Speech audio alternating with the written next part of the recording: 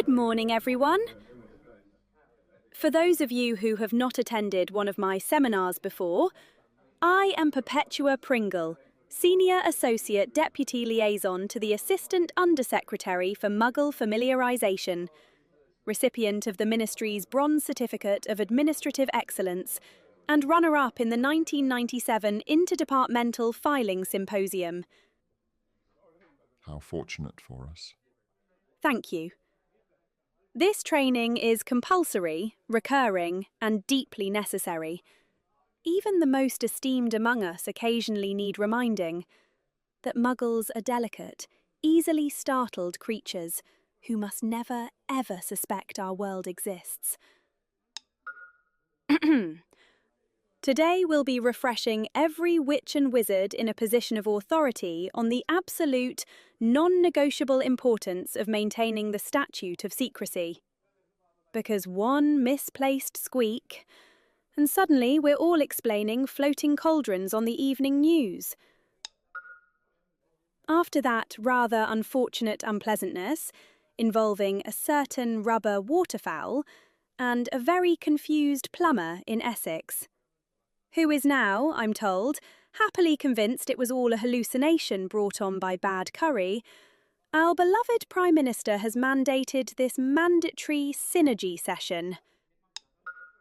Today we shall review the importance of maintaining the Statute of Secrecy following the regrettable rubber duck incident. There was a rubber duck incident. There have been several. Let's begin with what we know. We now understand Muggles communicate primarily through small rectangular devices requiring constant skin contact, designated in their native tongue as mobiles. Research suggests prolonged separation from these devices results in anxiety, confusion, and frantic searching beneath sofa cushions. Unlike wizards, who are famously calm and rational. Precisely. When engaged, and should a Muggle become suspicious of a witch or wizard, mention cheese, specifically the rising cost of it. Field research indicates this reliably redirects any Muggle conversation within 45 seconds. Results guaranteed. Further, to blend in seamlessly, simply wave a fiver in the general direction of any Muggle and shout, "Taxi!" with confidence. Success rates vary by region. Particularly poor results have been recorded in rural Wales. We have also observed that gesturing with one's middle finger often elicits a strong reaction, though responses remain varied and inconsistent. Further field research is ongoing at the Ministry. Volunteers welcome. I do hope she is the first volunteer. We now arrive at the focus of today's seminar. The rubber duck, formerly classified as harmless, reclassified last year as mostly harmless. Following an unauthorised investigation by a Ministry employee within the Misuse of Muggle Artefacts Office, Of course it was. a single rubber duck was exposed to experimental enchantments. The resulting report was 312 pages long. That brief.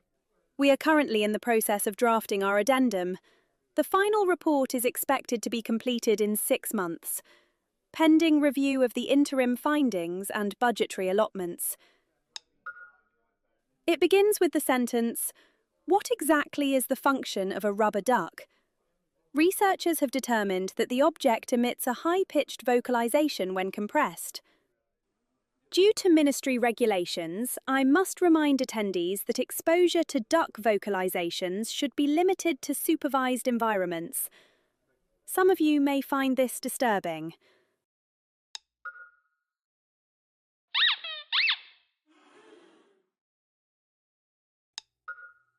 Exactly how many Ministry resources have been granted for this? I assure you, the Ministry takes this matter very seriously. We have all our hands on the deck, as the Muggles would say. To better understand the dangers posed by rubber ducks, the Ministry commissioned the following educational brief.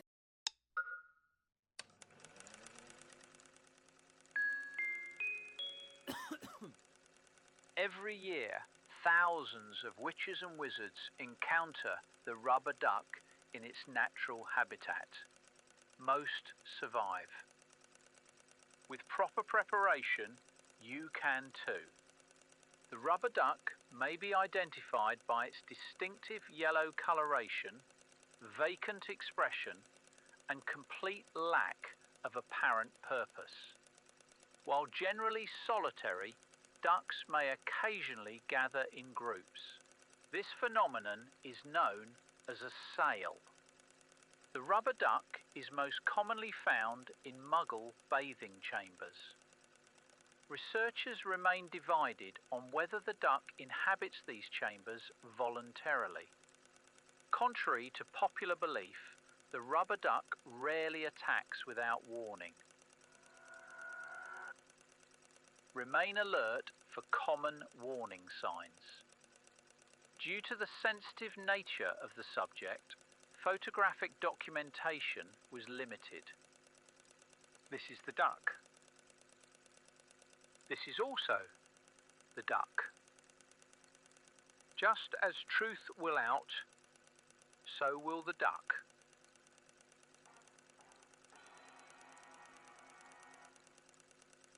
Remember, witches and wizards once underestimated electricity. They underestimated telephones. They underestimated motor cars. Let us not make the same mistake twice. Knowledge is safety. Curiosity is admirable. Unauthorized experimentation is paperwork.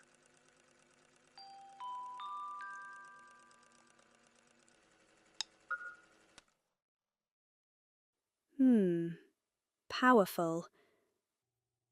We just watched a duck floating in a bathtub. And we're all the more knowledgeable for it. That brings us to the conclusion of today's lecture. I look forward to seeing you at next month's seminar. There will be another one. Certainly. Muggle escalators, vertical transport, or deadly villains. Attendance is compulsory. Refreshments will be provided. Merlin, preserve me.